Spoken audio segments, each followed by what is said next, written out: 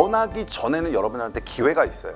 변하기 전에는 현실적으로 최상급지로 갈아타는 게 가능하다는 겁니다. 저기 노원구에 있는 그냥 재건축 아파트 있죠? 그쪽에 있는 거 팔고 한남 들어가셨고, 그다음에 서대문구 외곽에 있는 아파트 팔고 한남 들어가셨다고요. 현실적으로 갈아타기라고 하면, 예를 들어서 내가 노원구에 아파트 한 채 있어. 그럼 갈아타기 하면 노원구 팔고 그다음 어디 들어와요? 동대문구 들어오겠지. 동대문구 팔고 성동구 들어오겠지. 성동구 팔고 강남구 들어가겠죠. 근데 재개발을 잘 이용하면 그냥 한 번에 점프가 된다니까요. 아까 노원구에서 한남구 들어왔죠. 여러분들께서 조금만 에너지 쏟아갖고 공부를 하면 그런 수고스러운 절차, 그 기간 필요 없이 한 번에 점프할 수 있단 말이에요. 상급지 갈아타기의 가장 현실적인 방법은 재개발입니다. 전 이거 자신 있게 말씀드릴 수 있어요. 한강 5동이라고 그래서 실거래가 100억 이상 찍힌 곳 5군데 말씀드렸지만, 그냥 그거 제외하고 전용 면적 84, 우리가 흔히들 말하는 국평, 한강 이남에서 제일 비싼 데는 어디예요? 뭐 원베일리는 얼마 전에 입주했으니까 빼고, 옛날 아크로 리버파크였죠. 아크로 리버파크 여러분들 돈 주고 살려면 얼마 줘야 돼요? 지금 50억, 60억 줘야 되죠. 자, 한강 이북에서 전용 면적 84를 가진 아파트 단지 중에 제일 비싼 게 뭐예요?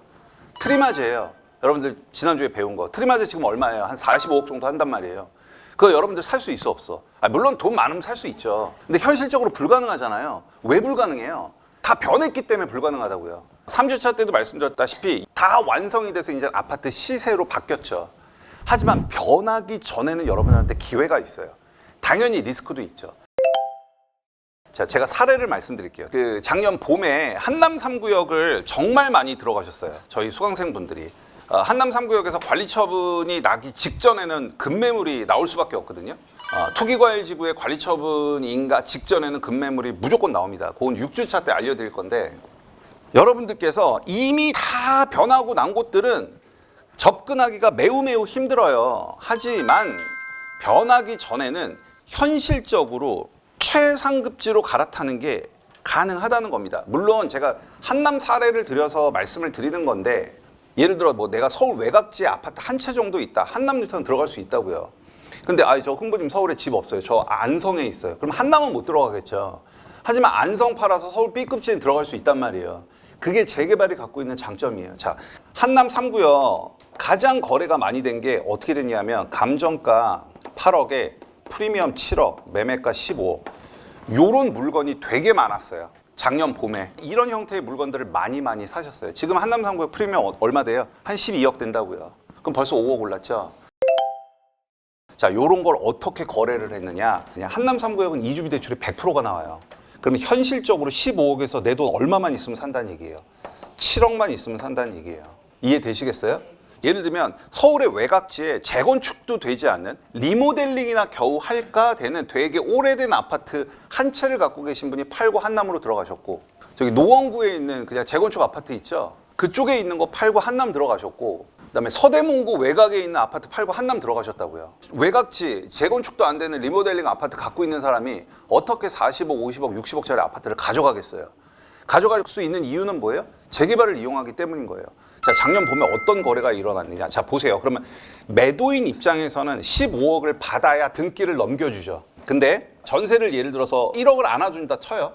그러면 매매가가 15억이고 전세를 1억을 안아주면 내가 필요한 돈은 14억이죠. 근데 집주인이 14억을 내가 받아야만 등기를 넘겨주잖아요. 근데 집주인이 9억만 받고 등기를 넘겨줬어요. 그럼 내 투자 금액이 9억만 있으면 되죠. 그럼 서울 외곽지 웬만한 거 그냥 팔면 9억 들어오잖아요. 그냥 대출이 없다는 가정하에 이렇게 갈아탔다고요. 자, 그 근거는 관리처분 인가가 끝나면 2주가 나가고, 2주가 나가면 이주비 대출이라는 게 들어오죠. 그럼 매수인 입장에서는 8억의 이주비 대출이 들어오죠. 이주비 대출이 들어올 거 아니에요. 그럼 이 8억 갖고 당장은 9억만 주고 5억, B는 5억은 금전 소비대차 계약을 맺었어요. 매도인이랑 매수인이랑. 그러면 매도인은 명의를 넘겨주고 설정을 하는 거예요. 그 부동산에다가. 그러니까 한마디로 매도인이 돈을 빌려준 꼴이 되는 거예요. 그래서 금리는 보통 4에서 5%로. 매도인이. 무이자로 해준 매도인도 있고. 그럼 매도인은 실제 돈을 얼마 받아? 9억만 받는 거예요. 그러니까 15억 중에 9억만 매도인이 받고, 그럼 6억이 빚어. 이 중에 1억은 전세, 5억은 뭐야? 금전 소비대차. 근데 매도인이 이렇게 해줄 수 있는 이유는 뭐예요? 매수인이 8억 원을 땡길 수 있잖아요. 2주가 나가면 이주비 대출 8억이 나오니까.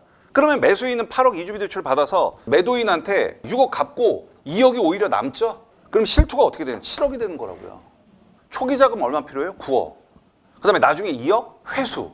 요렇게 메커니즘을 짜가지고 한남에 들어간 사람들이 되게 많아요. 작년에. 그리고 이런 기회들은 굉장히 많고, 아까 제가 성수 말씀드렸죠? 성수 4지구 들어가셨거든요. 그분 실투 얼마? 6억 9천. 물론 레버리지 일으키셨죠. 그래서 부동산 투자를 정말 잘하려면 캐시플로우가 중요해요. 내가 레버리지를 일으켰을 때 그 이자를 감당할 수 있느냐 없느냐의 게임이 되는 거예요. 그러면 내가 7억도 안 되는 돈을 투입을 해서 나중에 50억, 60억, 70억, 80억 되는 아파트를 가질 수 있다면 얼마나 좋은 겁니까? 현실적으로 여러분들이 갈아타기라고 하면, 예를 들어서 내가 노원구에 아파트 한 채 있어.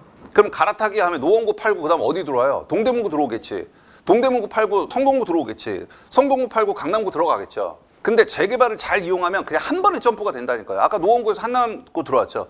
그런데 아파트에서 아파트로 상급지 갈아타는 게 저는 개인적으로 좀 현실성이 그렇게 높다고 생각하지 않아요.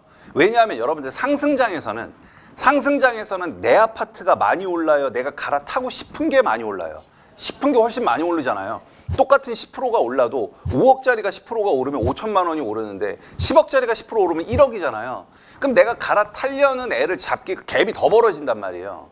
그래서 힘들어요, 상승장에. 자, 하락장에 무슨 문제가 있어요? 내 거 팔려 안 팔려? 내 게 안 팔려. 갈아타고 싶어도. 그래서 2022년, 23년 상반기에 갈아타려는 사람들이 너무 많았는데 왜 못 갈아탔어요? 내 게 안 팔려서. 그래서 1주택을 갈아타면서, 물론 그렇게 잘하는 사람들도 있죠. 그렇죠? 마레프 팔아서 강남 들어가고 하는 사람들 많죠. 옛날 아현 3구역 조합원들이 마레프 받아서 차익 내고 강남 갈아타는 사람들 되게 많았었죠.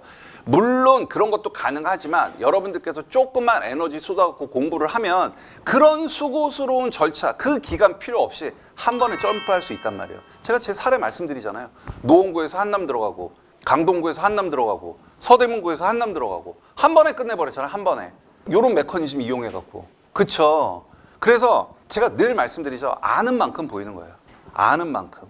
이건 아마 이런 메커니즘을 이미 여러분들께서 알고 계시는 분들은 되게 기회였던 거고, 아마 이걸 처음 듣는 분이다 그러면 아, 저런 세상이 있었어? 라는 생각을 하겠죠. 무슨 말씀인지 아시겠죠? 공부를 좀 열심히 하셨으면 좋겠습니다.